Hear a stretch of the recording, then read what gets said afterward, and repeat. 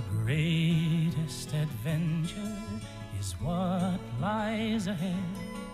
Today and tomorrow are yet to be said. Hello everyone, this is No One of Consequence, back again with a new video. This is the 17th episode in a series which recounts my ongoing Dungeons & Dragons campaign, which is now in its 9th year. If you enjoy my content, please consider hitting the like button.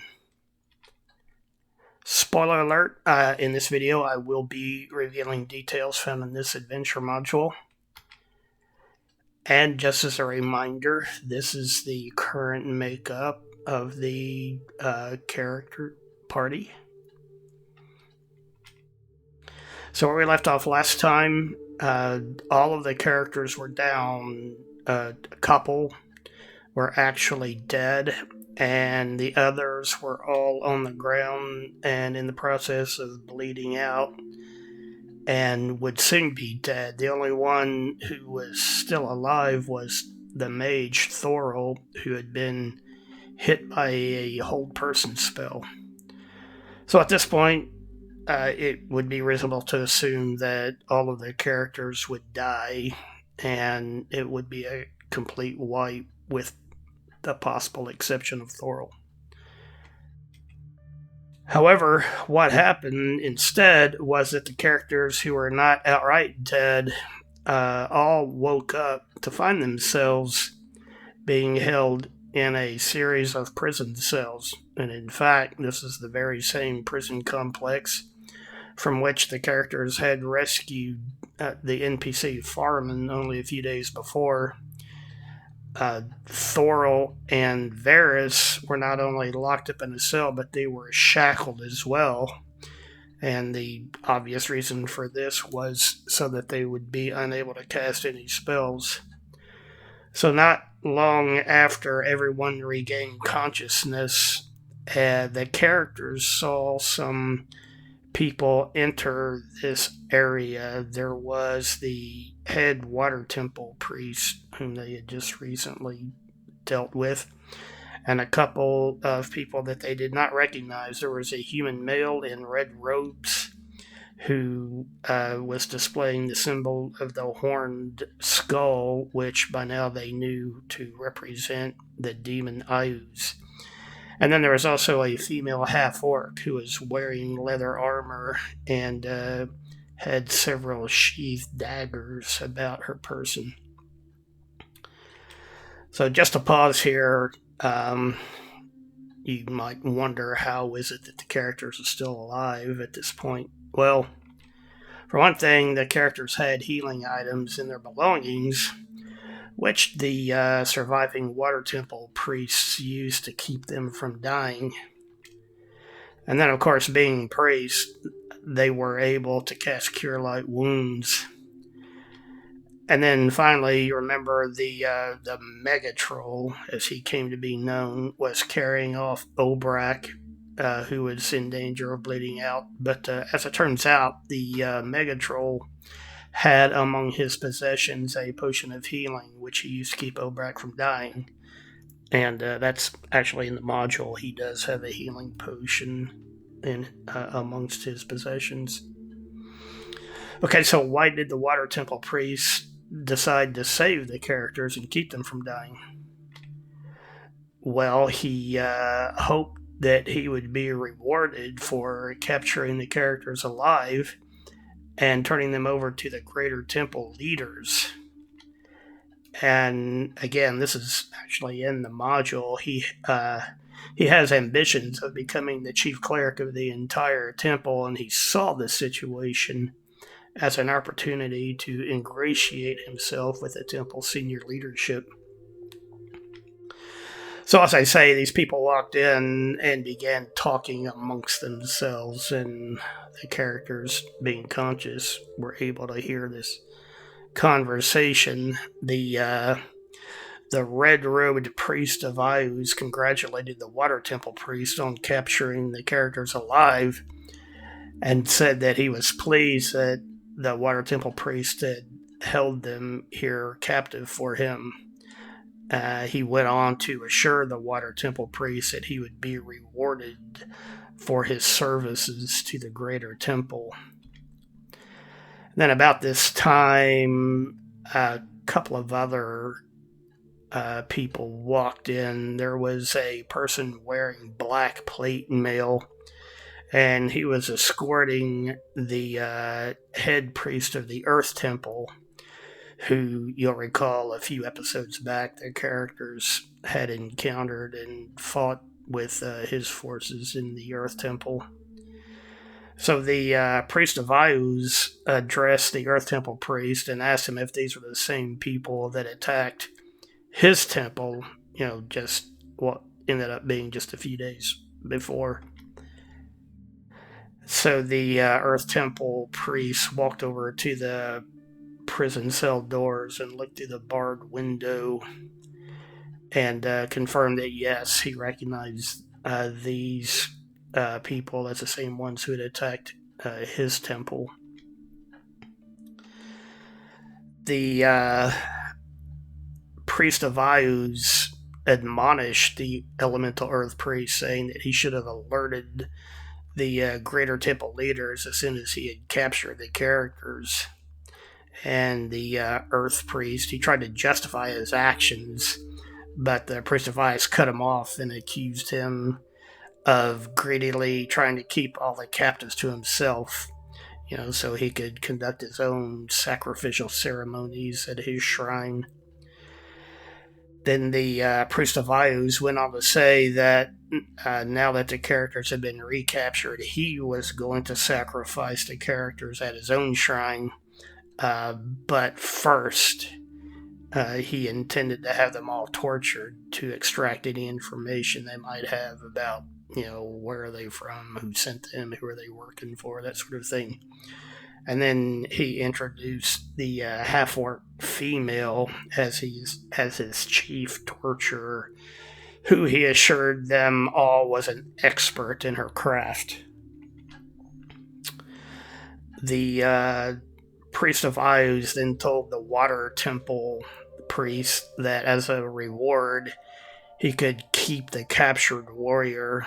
Of course, he's referring to Aramis, who you will notice is not here.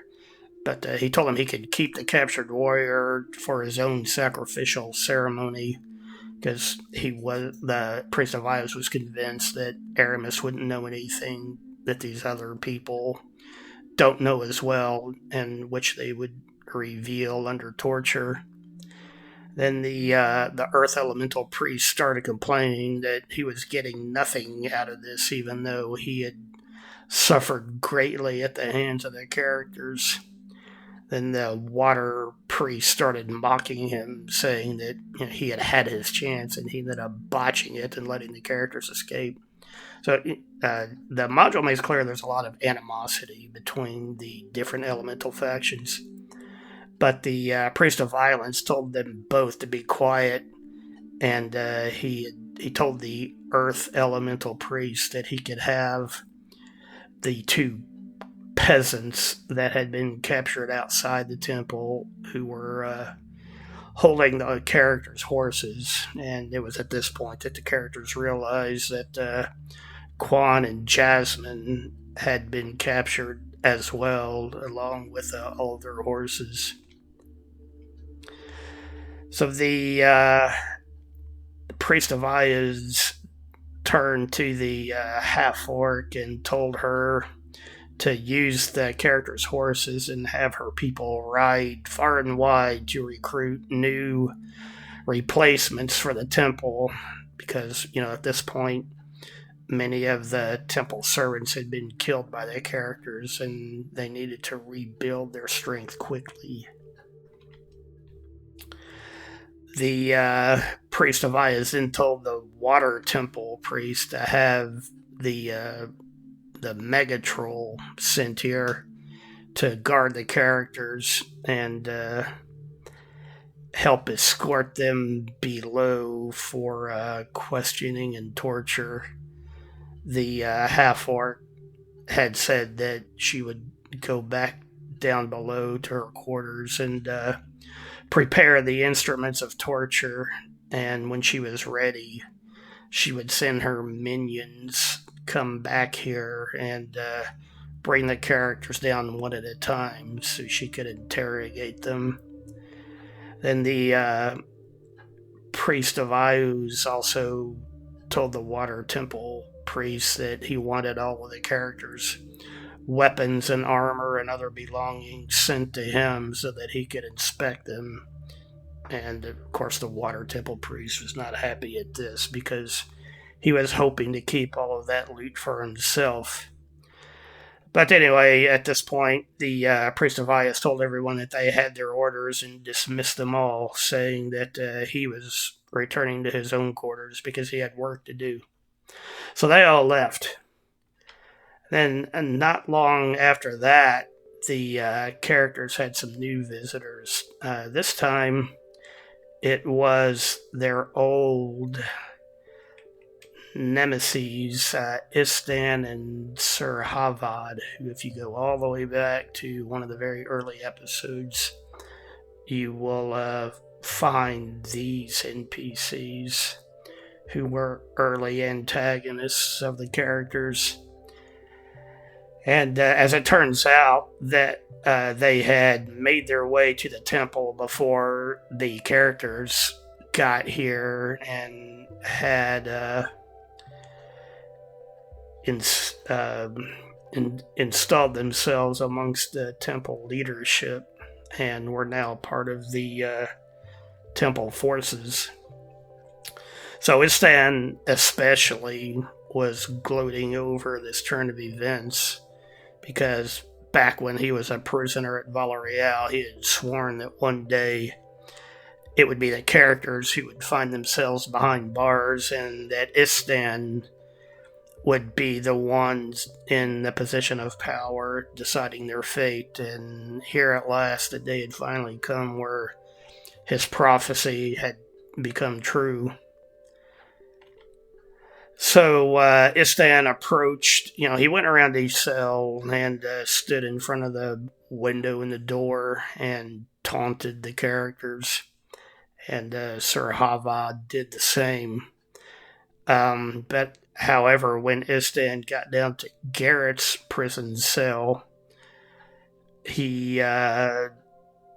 Garrett became aware that Istan was quietly picking the lock. And I don't remember if it came out in the early video, but it turns out that Istan in the village of Valerial, back at the beginning, he was actually an alchemist, but he was also actually a low-level thief.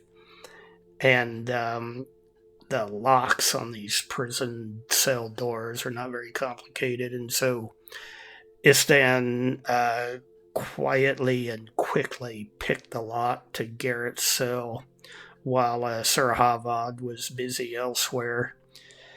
And then after he picked the lock, he quickly dropped the lockpick and a folded up piece of paper through the barred window in Garrett's cell.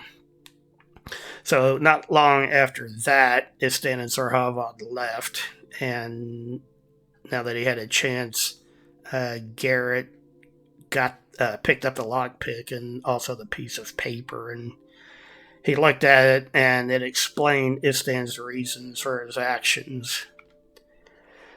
And this is what the note from Istan said. I'm not going to read it out loud. You can pause the video and read it if you want to. But it explains Istan's actions now.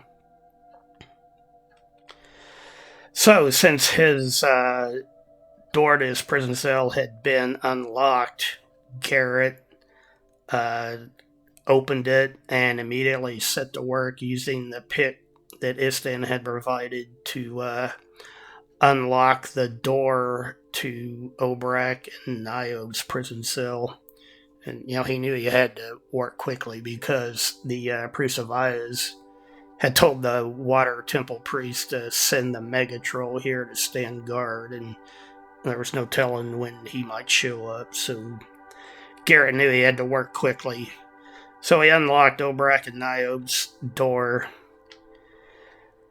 And once he got them out, he went up to the cell holding Varys and Thorol. Of course, in that situation, he not only had to pick the lock to the door, but he also had to pick the lock on their shackles. But again, the locks are not very complicated, and it didn't take Garrett a lot of time to do that. So, in just a matter of a few minutes, everyone was free. So the characters quickly left that area and set about trying to find their way out. And they decided that their best course of action was to flee the temple immediately. And their plan was if they could return to Hamlet and heal and re-equip themselves and maybe recruit some outside help, then they could get back here in time to rescue Aramis and Quan and Jasmine before they were sacrificed by the water and earth temples. And then, of course, it was a long shot, but they hoped that they might even be able to recover the bodies of the Sergeant Major and Farman. So the characters, since their horses had been taken, they had to walk back all the way back to Hamlet. So by the time they got there, it was getting late in the day. But the first thing they did was they went to the bank and the money changer, pawn shop, bank combination in the village. Because I hadn't really illustrated it before, but excess money and equipment that they had been depositing here at the bank so that it would be safekeeping until such a time as they might need it, which, as it turns out, is now. So they pulled some money and excess equipment out of the bank to help re-equip themselves. Then after that, they went to the Church of St. Cuthbert in the village to report to the abbot Turjan about what had happened and also to hopefully get some healing spells cast on them from him, which, of course, he was willing to do. And once he became aware of everything that happened, Turjan also said that he would send Calmert, his acolyte, along with the characters when they returned to the temple to help in their rescue mission. And then the characters next stopped by the trader's shop because there was, everything that they had been taken, so they needed to re-equip themselves with even the basics like, backpacks and torches and that sort of thing. So they had to re-buy all of that stuff. So after they finished doing that, they finally went back to the inn.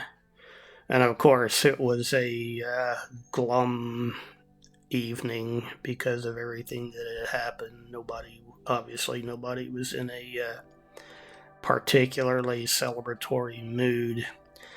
However, there was a few bits of good news. They found when they got back to the inn that after everyone had been captured, that Athos the Owl and Mischief the Crow had found their way out of the temple dungeons on their own and had flown back to Hamlet and were waiting at the inn when they returned.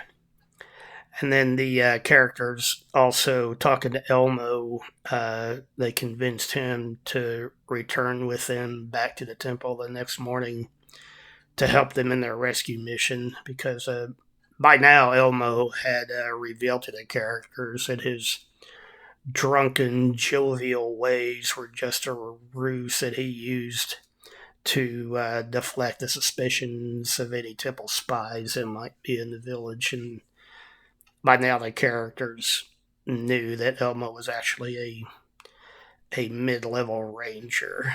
And so Elmo agreed to go back to the temple with the characters and help them the next morning. So the characters returned to their rooms early that evening to rest up and regain spells before the next day. And, they knew they would have to leave early because now they don't have their horses, so they were going to have to walk back to the temple. So next morning early, everybody met up, walked to the temple, and the characters cautiously returned back down to the second level where everything had happened. And they found a door that they had not explored before, so Oberak decided to check it, and as it turns out, it opened up to a flight of stairs leading deeper down into the temple dungeons. But obviously, for right now, the characters ignored that and returned to focusing on their mission to rescue Erebus and Quan and Jasmine.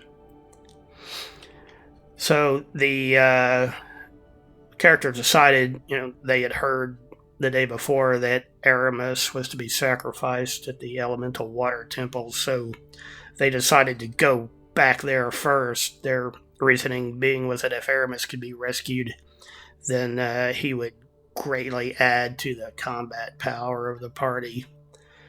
So they found their way back the same way that they had first entered the water temple on the day before, and went back to that same room with the curtains that concealed the doorway leading to the main water temple shrine area. They had not encountered any foes up to this point, so once they got back to that room, once again, Garrett cautiously peered behind the green curtains to see what he might be able to spy inside the main water temple shrine.